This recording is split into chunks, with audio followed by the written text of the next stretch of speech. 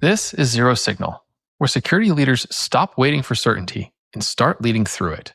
I'm Conor Sherman. And I'm Stuart Mitchell. Let's get into it. Zero Signal is brought to you by Sysdig. Threat actors are compromising cloud accounts in under 8 minutes. Vulnerabilities are being exploited within 10 hours of disclosure. That's the defender's window, and it keeps closing. Attackers aren't waiting on dashboards. They go straight for what's running. Real time is the only timeline that matters. And that's why Forrester named Sysdig a leader in its latest wave for the cloud-native application protection platforms. Runtime is where real risk shows up, and runtime is what Sysdig is built for. So stop watching and start defending. Learn more at sysdig.com and check out the link in the description. Today on Zero Signal, we're speaking with Loris Degioanni, the co-founder of Wireshark, founder and CTO of Sysdig, and the creator of Falco, the open source standard for cloud-native runtime threat detection. And they've just released a brand new model for agentic defense with headless security. So today we're going to be diving into liberating security from the UI. When your security team is 90% agents, how do you handle that moment? And then how CISOs are historically been anchoring to the run technology, and now we're going to be moving to the right technology, so that you, as a security leader, can rebuild your operating model around coding agents before the next 8-minute exploit window finds you clicking around through a dashboard. So, Loris, thank you for coming on the show today. Thank you for having me. And boy, this sounds like a fun conversation to have. It is going to be awesome. I'm looking forward to it. So, okay, let's bust right into it. So I really want to start with this idea of headless cloud security. You and the team at Sysdig have just released this. So you've made this big bet on headless cloud security. It's a structural change, right? It's where security teams are no longer living in dashboards anymore, and we're starting to move security operations into where coding agents are. And what I thought was interesting about this is it's far more than like a change in the user experience in the UX. It's actually a claim about who's deciding to take real-time action in production. So for context for our listeners here, recently we just had Crystal on to talk about the 2026 Cloud Native Security and Usage Report, where she highlighted the threat research team findings, where they're underscoring like the exploit windows collapsing from days to hours to minutes. So with that, Loris, would you tee us up, help us define headless, and then also help us understand why this bet behind this thesis? Why are you kind of all in on this idea of headless security? Yeah, headless, in my opinion, goes beyond the domain of cybersecurity. I think it's something that is we can generalize to software in general. And the idea is that we are going to move into midterm future, because the long-term future, God knows, but to a mid-time future where software is still going to be useful, important, used for many things, but the user interface is going to change. Actually, the user interface is going to disappear, because we will want to consume software in a way that is operating inside the coding agent harness, say Claude Code, and we will want all of our pieces of software to be there. We will want them to be integrated with that, and we will want them to be designed to be native for the agents, which then will be the intermediaries for the person to such software. And the software is, of course, cybersecurity, but anything else, Nowadays, most of the times I don't want to go into a spreadsheet anymore. I still very much have the need to do, like calculations and tables and analyzing my data, all that kind of stuff. But I don't go and, drag columns or stuff like that. I prefer to state a problem, interface with my agents, and work toward a workflow that solves that problem for me. When I write software, I very rarely nowadays interface with a compiler, with an IDE. I sit and talk to my agents. I describe what I need to accomplish, my goals, my architecture design, all this kind of stuff. And then I work together with these agents to essentially have this software built for me. And that's still iterative, but I don't live in the IDE anymore. Similarly, my thesis, Sysdig thesis, is that cybersecurity will be the same. People don't want anymore to point and click in a cybersecurity product. People have real problems that need to be solved, and these real problems will be solved through the assistant of agents. What's the common denominator here is that all of these agents in our mind live in the same place, and it's the Claude code equivalent, or Codex, or Gemini, or you name it, and that becomes essentially our user interface, our operating system, and the place where we live, and the place where we interact with all of the software. That's agentless for me. Sorry, agentless, headless for me. Right. It's like lots of agents, headless. Exactly. I'm saying agent too many times. So I think what's interesting is when I read your founder's letter that you put on the site and you shared publicly, you talked about this, you kind of said it pretty succinctly. It's like security teams don't need more dashboards, they need better outcomes. So maybe like unpack that a little bit. What's the world you see that we're going into where headless unlocks outcomes that were historically unattainable or unachievable? I'm just curious to say, like, what do you think this architectural change in our defense strategy is going to unlock for the CISO community or the security leadership community? Yeah, I think we're going to move quickly from a world where the purpose of the security product is surfacing the problems, the issues, in a way that is as effective and actionable as possible, into a world where the security tool, through the support of agents, will operate workflows with you. And so it's almost like we will start from the problem to solve rather than the data to solve the problem. And this will gradually evolve into a lot of these workflows will be gradually automated, and they will be supported by entities that can take action for us, and they will be brought more and more to resolution in a way that is much more scalable and much more effective. Examples in cybersecurity, vulnerability management. Past and current wave of vulnerability management tools, what they do is they show you the vulnerabilities.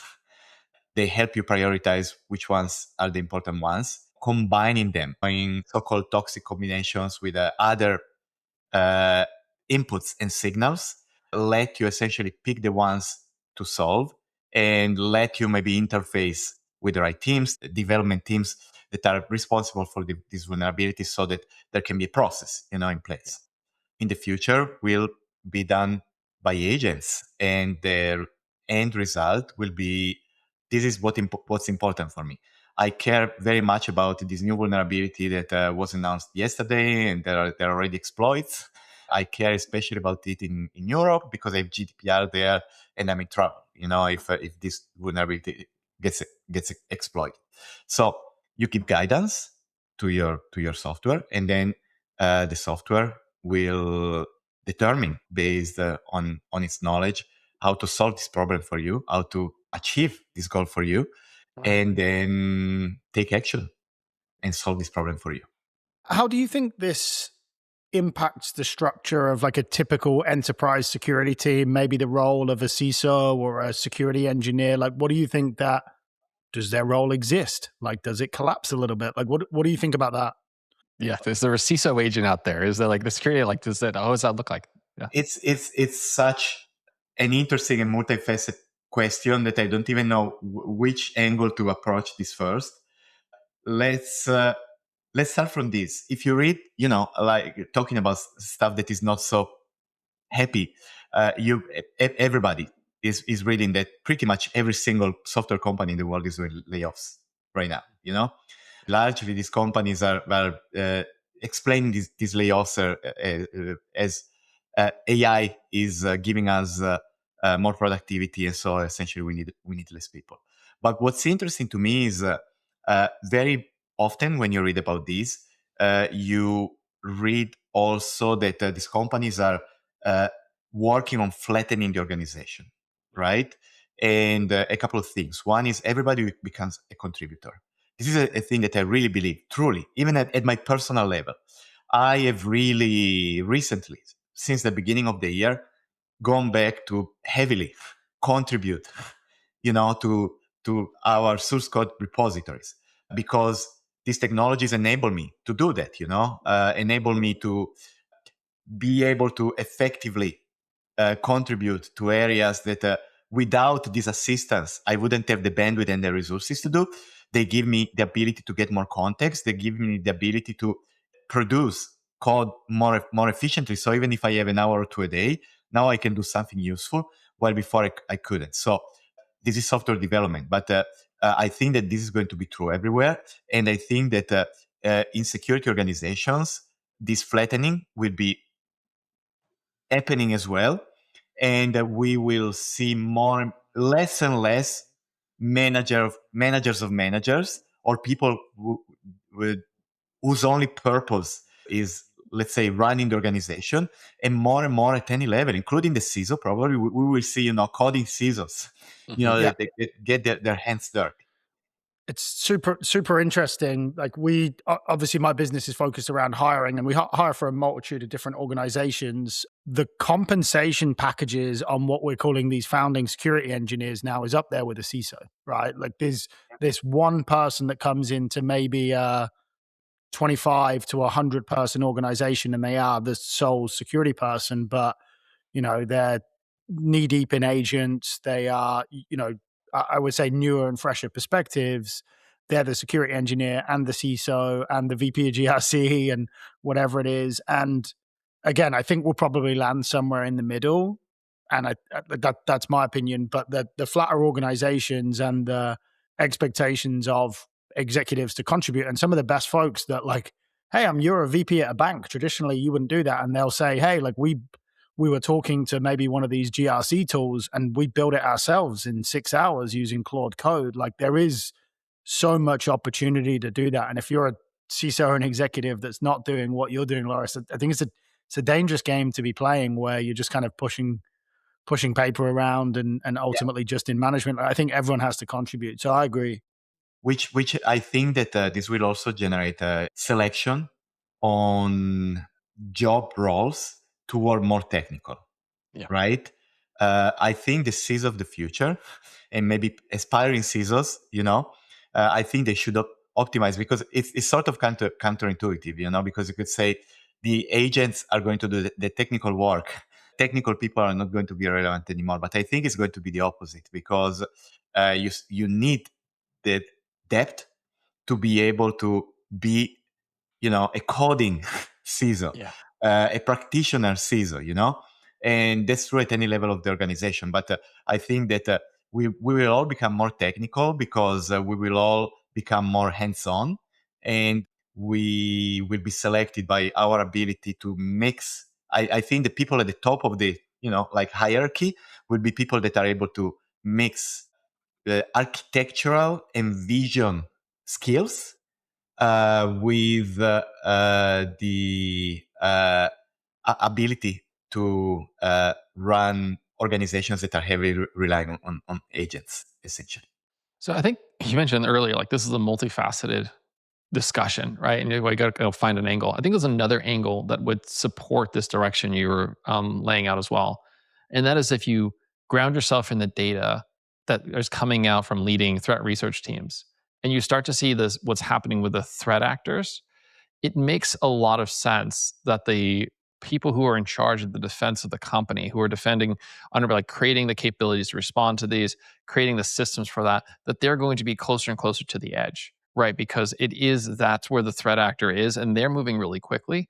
So if you find yourself as a security leader with an allergic reaction to getting into GitHub, like, that's going to be a bit of a problem, because you actually need to be there to understand, with the assistance of agents, like, to understand what's actually underpinning the operations of the business, if you want to have a an ability to detect, respond, and mitigate risk in the business. So I think actually that's another interesting point around the work that threat research is doing and how that can support this thesis that security leaders are going to get closer to the metal. And in general, the importance of data is just going to increase, in a scenario like this.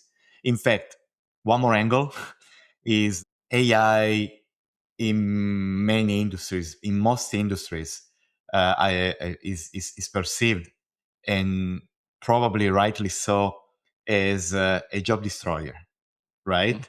Because the thesis is that many things that were done by people will be done by AI now, and so you will be able to replace people.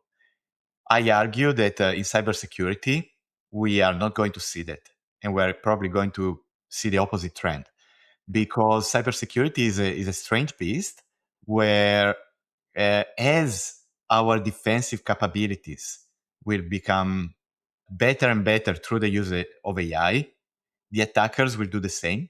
Yeah. And will do the same probably even more aggressively than us, defenders.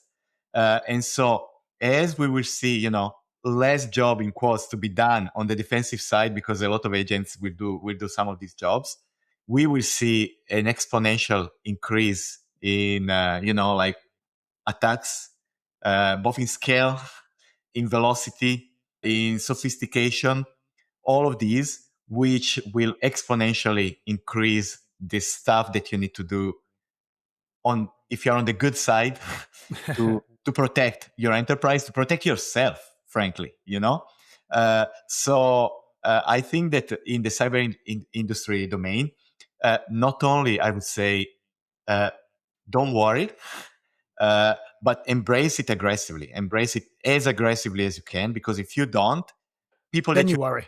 people that won't be enough. Yes. Yeah, I completely agree. And look, I've built my business on the fact that cyber is going to continue to increase in headcount. And look, 18 months ago, 2 years ago, I did a pretty big thought exercise around like, okay, are we going to need more people? And I was, for a minute, I was unsure as to whether this was an industry, and the talk was that it was going to contract and that we would need less people. I really think that both the two, probably the three most important areas in technology are going to be people who like are really good at rounding up good data and making sure that your data is exceptional. I think making sure that your infrastructure is always runtime and that you can continue to have like really strong infrastructure. And then the people that keep you secure. And I think they're going to be the three most important categories for any business to drive it forwards. And again, like you kind of follow the trends online. And yeah, initially it was a job destroyer in this industry. And I think the people that are still doing 2016 cybersecurity, I do believe there's people who haven't upskilled that will probably never work again. I remember 10 years ago hiring for technical writers within cybersecurity. I don't know that that's going to be a skill set anymore, believe it or not. So I think there is that, like to your point, Loris, like if you lean in and get better, like you're pretty set. If you don't, like then it is a job destroyer, because the jobs that were around 5 years ago are already starting to dwindle, and we're creating new categories and new skill sets, which is like, honestly, for me, it's super exciting. Like I love seeing the industry move and the trends change. But I would say, like, if you haven't lent in, which you're probably not listening to this podcast anyway, if you haven't lent in, so I don't know who I'm talking to, maybe my mom. Like, I think it's, you really do have to spend and commit. And Conor, you talked about this at the talk at RSA. You do have to commit and be disciplined about spending time to learn and upskill every week, because the industry changes that quickly. And it's existential. I agree, for each of us, no matter what our role is, from I have no idea, the CEO to the people in marketing, people in engineering, people, anybody, facilities, office management, it doesn't matter, it's existential. But one thing that personally, because I've been, my passion since when I was a kid has always been building stuff with software, right? So doing software development. It's really. Like, I don't do that because it's a good career. I just do that because I love it. I couldn't do anything else. I often compare it in my mind, I don't know, to being a musician, or it's just like you can only be a great musician if it's consuming you, Right. because Yes. that's the only thing that you want to do, because you just love it, and love it much more than everything else, So uh, on one hand, there's this feeling that what I've done my whole life and I've loved my whole life, which is, sitting in front of a code editor and build something cool, just for pleasure and for fun, is going to go, that craft of writing code in a language is going to go away. But at the same time, I have not had this much fun building stuff like in the last 6 months, because these tools enable me to do stuff at a dimension and speed that I could not even dream, and all of a sudden they unlock a bunch of creativity. If you embrace it the right way, I think not only something that you have to do or you're going to be out of the market, but it's also something that is actually fun in a different way, in a very different way, But as software developers, as cybersecurity practitioners, there's a lot of stuff that we do that is part of our job that is, first of all, not really fun. Go through waking up and going through a million vulnerabilities every morning is not really where I don't think anybody can feel like they are really adding that much value. Maybe you're paid well to do that, but if you can free yourself up from that, then you can do stuff that is much more substantial, for your organization, and at a much larger scale, and your job becomes more fun, in my opinion. This is such a great point. I've got a lot of friends in the network who, yeah, like they came out, they were passionate about the industry, they loved the game, and then they got into corporate bullshit, right? Of like, hey, we're getting promoted. I'm a manager, I'm a director, I'm a CISO, and whilst they like 5-10 years of that compounds, and like you might not write TypeScript or Node, and the industry kind of leaves you behind. And I have seen it, like there's a new lease of life on some of the people that I know that like they just haven't, like they have these ideas in this context, and probably now even the know-how to build it better. They just have forgotten how to use the tools. So like this recent kind of use of Claude, etc., where they're like, hey, I know what I need to build, and now I can just prompt it and tweak it where it's necessary. Like, it has been fun to watch people who, yeah, maybe were having less fun at work, but the paycheck looked a bit better and the house is a bit nicer. Now they can kind of have their cake and eat it. Zero Signal is brought to you by Hampton North. I've been responsible for building and turning around cybersecurity programs for companies where a lapse in security just isn't an option. Finance, high tech, AI. Different domains, but the same truth. The programs live and die on talent. And no strategy ships without the right people who share the right DNA. That's why I partner with Hampton North. I've built 3 cybersecurity teams with them, and every time they move faster than anyone else without sacrificing quality. While other agencies are still pushing paperwork, Hampton North already had vetted candidates in front of me. Their executive search is not one size fits all. With one of the largest networks of security leaders in the US, their leadership roles hit the market in days, sometimes hours. And their go-to-market practice covers CROs, CMOs, revenue leaders, and full team build-outs for scaling cybersecurity businesses. They meet every candidate, they reference every story. If you're ready to build and scale and grow your security program, go to hamptonnorth.com and see why brands like Clear, Instacart, Airtable, and OpenAI trust Hampton North to build great teams. Check out the link in the description. So I want to circle on that idea, like the love of the game can be back if you want it to be, right? I love that idea. And part of the love of the game for any security leader who's leaning in is to like figure out what is the right way to defend the organization that I've been charged with, right? I always felt the job of the CISO is to discover risk, price it, and then guide the business through it, and do that in the way that scales where the business is at. And I know we've talked a lot about agents here, Loris, but I want to kind of circle back on something. I want to put a thesis to you and I want to get your reaction to it. And it goes back to this idea of the the headless component as well. So I'm just going to take a bit of a segue over here. And it's simply this. So something I've been sitting with less if well here, Loris, is for the last 3 years, it seems that like the security community has tried to be embedding security directly into the agent. So I want to put like a timeline in front of you, and I want to get your reaction to like why that might have been a failing strategy and why this new world of headless might be the right one. So here's the timeline I was thinking about was like basically it's 3 years. Like 3 years is how long we've had agents in the wild. If you rewind the clock, it was AutoGPT and then it was baby AGI, and they came out like April 2023. These things were the fastest growing open source projects in history with like 100,000 GitHub stars. And since then, my observation is that security teams have been trying to embed security into these agents, right? Like put permission models for non-human identities, tool authorization, memory hygiene, putting the identities for the in-between. But I kind of come back to this fact that like OWASP didn't even publish a shared taxonomy of agentic threats until February of 25, which is almost 2 years after like agents broke out. And then like it wasn't until December 25 that we had the top 10 for agentic applications.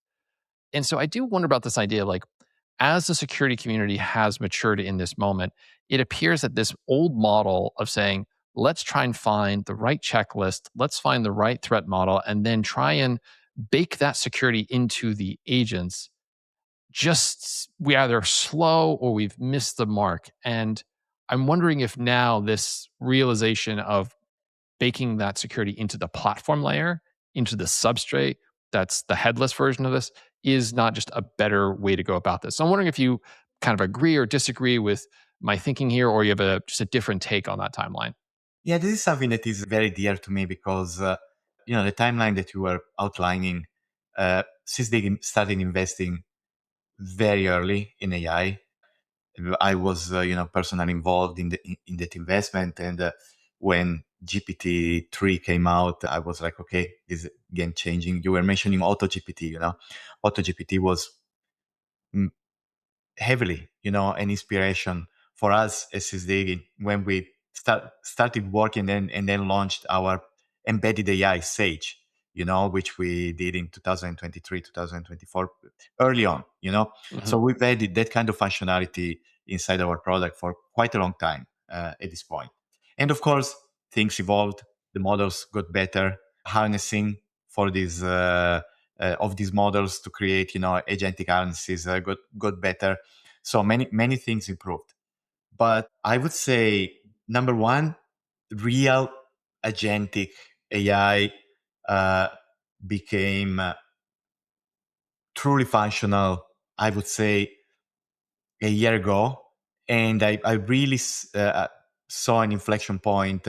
For me, the big inflection point personally when using these technologies, when I really perceived, okay, this is really like we are in a new world, is the beginning of this year, with 4.6 probably. yeah, exactly. Opus 4.5, 4.6, and then GPT 3.5, 5.3, and the kind of stuff. That's when okay, this is a step function, and now okay, I can use them to do real stuff. But at the same time, if you look at, for example, in cybersecurity right now, you have a flurry now of announcements. Everybody's racing to announce their own agent. So what Sysdig did 3 years ago, now everybody's doing, and now everybody's naming, their own internal AIs and agents in their products, and trying, because you have to at this point, you need to at least have a marketing announcement. And at Sysdig, we've had time to digest this slowly, because we've had this out for such a long time, and especially during this step function at the beginning of this year, it became immediately clear to me when essentially there was a point almost overnight where my life switched to Claude Code. Everything in my life, I was spending a lot of time on Cursor, done. That I was spending a lot of time on whatever, Google Docs, Google Slides, and so on, done. It's automated. I mean, I go there for review. I go there to go in present mode, to do the presentation. Spreadsheets I was mentioning before, like you name it, the Slack. It's all integrated in my daily workflows. Slack and my important Slack channels are integrated in Cloud Code. I consume Slack from Cloud Code, or a lot of it, not all of it. But it became completely clear to me that, okay, I don't want, it's completely counterproductive to have AI inside each of my tools because I don't want to go to my tools anymore. I mean, as I was saying before, I still need the functionality of these tools. I still need to crunch numbers for sure. I still need to look at forecasts. I still need to present slides, but I don't want absolutely anymore to operate them from a separate user interface. And if somebody asks me to do that, I consider that, like an impediment to doing my job. And I consider that particular piece of software legacy. 100%, in my opinion, is the case in cybersecurity. Do we need threat hunting? Do we need vulnerability management? Do we need incident response? Do we need risk and compliance? 100%. I just don't want to go in your product to do that. And particularly, I don't want to talk to your AI to do that. Yeah. There are so many benefits when I can do it from my AI, my operating system, the place where I live, in a centralized place. And by the way, by putting them together, because immediately, instantly, when I bring your cybersecurity tool into my home, into my coding agent, it's integrated with my life, with everything else in my life. It's already integrated with Slack because I'm already integrated with Slack there. It's already integrating with Google Slides, so I can create a presentation about vulnerabilities coming from your product very quickly. So there's such an explosion in value when your data, you were talking about data before, right, Conor? When your data comes to me in the proper way with good opinionated workflows, so that is part of my life, that makes my life so much easier. That makes me so much better at doing my job. That makes me so much faster at doing my job. That makes me so much productive. So that was really the moment where Sysdig, we were like, okay, everybody's doing it in the same way. Everybody's finding a name for a pet name or something that for their agent. Everybody's like advertising that they have their agent inside their UI that does something very cool, because then, of course, they all do something very cool. Sage does something very cool. But when you take this and move it to the coding agent, then it's still another completely different game, which is really explosive in terms of what you can get out of all of these tools. So, Loris, there's actually another hidden benefit in everything you just said there. I was talking to a CISO in New York yesterday, and he was talking about how they're a large financial institution, and they have models inside their cloud environment, and they have their whole company using the ones that they host, right? They're not going to go use the public version of Anthropic. And because of what you were describing there, if you can bring the security stack in-house and connect at that layer, then all those conversations back and forth, guess what? They just became that much more private. They just became that much more safe, that much more secure, and the adoption goes forward. We were joking like that the security team, there was a leaderboard and the security team was like burning through the most tokens across the company because they were so well integrated and like using that stuff. And I thought that is the future that we're heading into. And you start to see people are already there. I mean, that's the thing. It's like the future's here. It's just not evenly distributed. As a CEO, that is my biggest fear, is that token cost leaderboard. And it's friendly competition now. It's going to get high. The final vanity metric. And, yes. As I run my company as well, and you have this tension inside yourself, because on one hand it's like, okay, great, look how many tokens my people are using. I'm really happy about that. And then you look at the cost. I mean, the cost of these tokens is insane, ridiculous. And it's getting worse and worse. This is the cheapest it will ever be. It will ever be. But then you look at like what you can achieve with 10 grand's worth of tokens. If you can't, like, I always look at it like what is the unit economic and ROI of this token spend?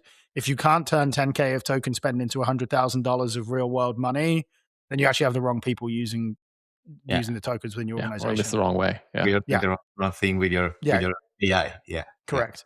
Yeah.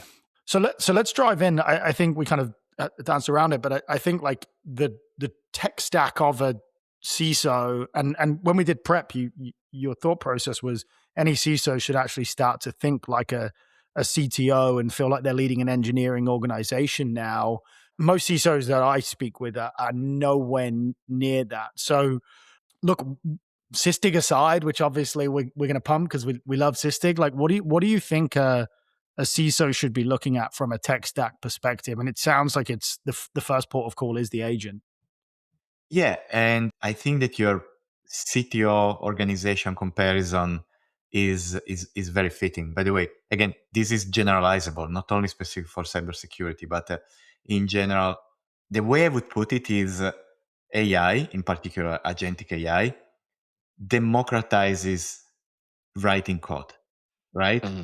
So writing code was a complex craft that was the domain of very few people, right? So especially after the software engineering teams, having coding and building capabilities was a real luxury and was something very unique, right?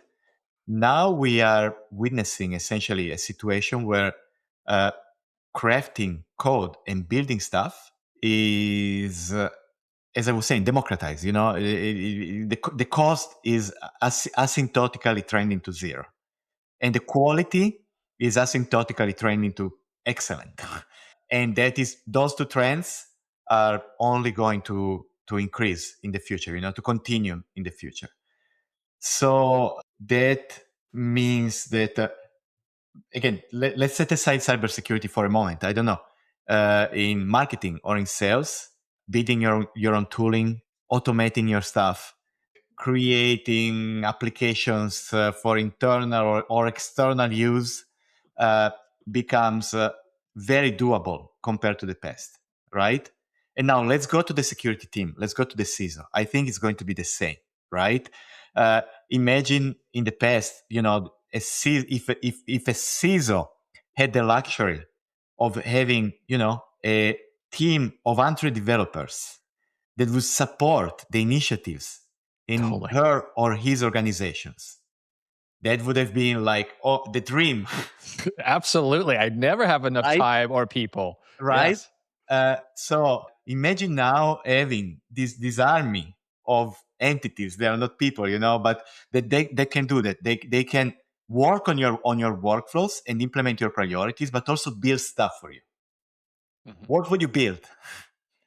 That's the question, you know, because all of your peers in other companies are probably thinking about the same, you know. So to stay competitive, to stay relevant, to make sure that your company is on the bleeding edge and you're really protecting it well, the question is, what are you going to build today, starting today, you know? And in my opinion, that's a perspective that people should use for these in security organizations, especially people that are leading security organizations. I think it's a really good, interesting point. Like the idea is like starting with that question of like, what do you need to build to solve this problem, and having that being kind of a very like a first principle a question you have to yourself.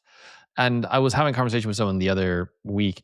I think I was at RSA. I was giving a talk, and I was talking about it was a CISO panel at RSA, and we were talking about how historically CISOs have been kind of uncomfortable with open source software, and they didn't know how to like integrate that well into their security stack, like at an enterprise or a larger organization. And now we have this opportunity to actually go leverage open source technology as a foundation and then iterate on it, and then because then that's the fastest way to like make changes to handle the edge cases. So it can now, for the first time, if your answer is like, if you did the question to the team is how do we build something to go solve this problem, you can start with saying, okay, well, I don't have to go solve everything. There's prior art here. Yeah. Grab something that we trust and then we adapt it to handle the edge case. So I think that's a really good question, and it's a very different question to be asking ourselves in this moment than 5 years ago when it was, what's my procurement cycle look like to go buy my solution? Yeah. And I want to just make a comment on, go back to headless, you know, Mm. and the Sysdig's investment in having our agents in Cloud Code rather than inside our, or in addition than Yes. inside of our product. Because if your agent is running inside your product, is, you know, like inside the perimeter of your user interface and the software that you give to me, the value of the software is limited to what you're giving me, essentially. And it can be a fantastic, excellent set of agents, But if the agent that you give me, I can run it inside Cloud Code, then instantly I can integrate it with open source projects, for example, for response, or for example, I don't know, I have a Kubernetes infrastructure, so I'm getting information from my security tool, but then I build something, that is integrated with open source to go and do something active in the Kubernetes cluster, These are all examples, but by leveraging a headless security solution, all of this kind of stuff is unlocked. If you give me your agents to run inside your product, their value is only limited to what themselves they can give me as value. I want to get your reaction to an idea here, or maybe your explanation of this too. And that is skills. Like we've talked a lot about agents here, but skills have a really interesting moment inside the security organization. Could you share your perspective of what, like, define for the audience, like, what are skills in this context? I'm sure everyone's going to know, but like, what are skills in this context? And then, like, how could they be used inside the security organization? Before I answer the question, the skill is a fundamental piece of a headless architecture for cybersecurity, together with integration that is typically today made through MCPs, and together with a set of facilities that essentially allow agents to properly integrate with the security tool. So when I think about headless, I think it's three pillars: integrations, skills, and facilitation for agent work. And skills is something that one of the things that, in my opinion, really show the genius of Anthropic. I mean, all of this kind of stuff comes from Anthropic and NCP as well. These are all very basic concepts. And skill, when I read about it when it was announced originally, I was like, big deal. I do that kind of stuff on a daily basis with prompts, because of course everybody uses AI all the time, and essentially, you need to give it context for it to do something that's a prompt. So I don't see really the added value of renaming a prompt into a skill. But then when actually going to the deeper level, and this is something that is really genius, and in my opinion is at the heart of the agentic revolution, much more than the NCP stuff, much more than other stuff, because skill is essentially, especially in cybersecurity, a way to encode a expertise, so that it's effectively consumable by an AI. Integration through MCP is great, and that's what a lot of people offer. It's relatively easy to offer, and it's powerful by itself, because integration through MCP means that you can, talk to an arbitrary tool by using any AI or any agentic framework that is available around. But that's still essentially delegates, the expertise, the intelligence, the smartness to the end user, right? What we in cybersecurity can do as an industry is we have expertise. We know how to do stuff. We support customers on a daily basis. I mean, Sysdig does a product in cloud security, so we live and breathe cloud security. We live and breathe risk. We live and breathe runtime. We live and breathe vulnerability management. All of this kind of stuff. We have teams that spend their days just thinking about these problems and talking to people that they have these problems. So what a skill allows you to do is allows us as Sysdig to do is taking this expertise and encode it in a way that can be handed to people. Typically, you do that through a plugin, for example, in Cloud Code, right? The plugin contains the pillars that I was talking about, the integrations, but also the expertise.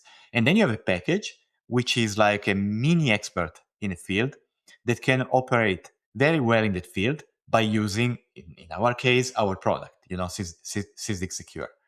And so it's almost like the skill and the way it's integrated with tools like Claude Code allows me as Sysdig to offer my users a pre-packaged, ready-to-use expert in some field. And this expert is as good as I am as Sysdig at infusing into it all of my years and years and years of learning on the best way to do this kind of stuff. And that's very powerful. And as I was saying, it's very game changing. And that's one of the reasons why we are so insistent on headless, because makes headless so powerful, because I can essentially give you somebody that really understands runtime security for Kubernetes in a package that you install with a / command in Claude Code, and you're ready to go. And it immediately is with quite a lot of expertise in that field.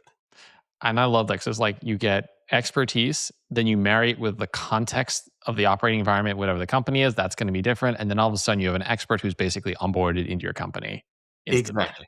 It's so cool. I guess from my perspective, like if we put cybersecurity to one side, if we look at the pre-AI era, like what it meant to be a successful and scalable company, you understood what you did so brilliantly. And this is where most businesses struggled. You captured that, you documented it. And then the whole point was there was a single way of doing things that you would do incredibly well, either led by a founder, you would document it, and anyone in the business could then come and repeat it. We're now in a world where if you can capture this top of funnel and we have skills, like you can scale effectively headlessly, right? So you can do the exact same thing, which is build this great business, take all the great minds, put it into one place and scale it like agentically, which is, it's the same challenge. Ironically, it's just far more efficient and effective. And agents they actually do what you write down, whereas humans often try their best, but not always. Very much so. I think that in cybersecurity, even with the world changing in such a radical way, we are not really going to change what we do at the core, but we are very much going to change how we're doing it. I completely agree with that. I think this is really interesting. So I'm looking forward to, being through this. And one of the privilege I have is being connected to a handful of CISO communities. And as we talk through that, there's very much what you guys, the conversation led off with. There's half the community that's super excited and they're like leaning in and they're like, this is amazing. And you got the other half who are saying like, this is very different than 5 years ago. I'm not sure I have my bearings. Yeah. And so part of this is like, we want to, get everyone excited and pull as many as people who want to be excited about this transition. Like, let's get them over the line and get them into the excited camp. So we're going to need a ton of security leaders and practitioners for this moment. We don't need fewer security leaders. We need more, and we need all of us generally equipped and like leveled up. 100%. Not only that, but again, as the community of good guys, we really need to work together, support each other. And this is a time of massive change for sure. And change is always, on one hand, problematic, but also creates opportunity if you embrace it. And the community, in my opinion, has never been as important as it is today. So with that, we will call it a wrap. I just want to say, Loris, thank you so much for coming on the show today. I've really enjoyed the conversation that we've had around this, because we, as we said earlier, we're at the moment of completely revolutionizing how we do cybersecurity in the world of AI. Guys, thanks so much for having me. This was a super fun conversation. So, real pleasure.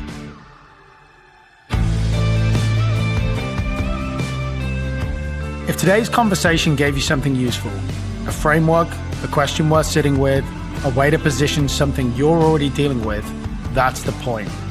Connect with Conor and I on LinkedIn. The links are in the show notes. Tell us what landed.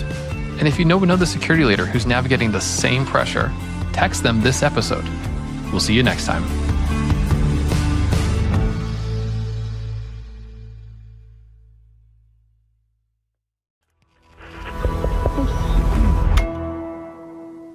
Resonate.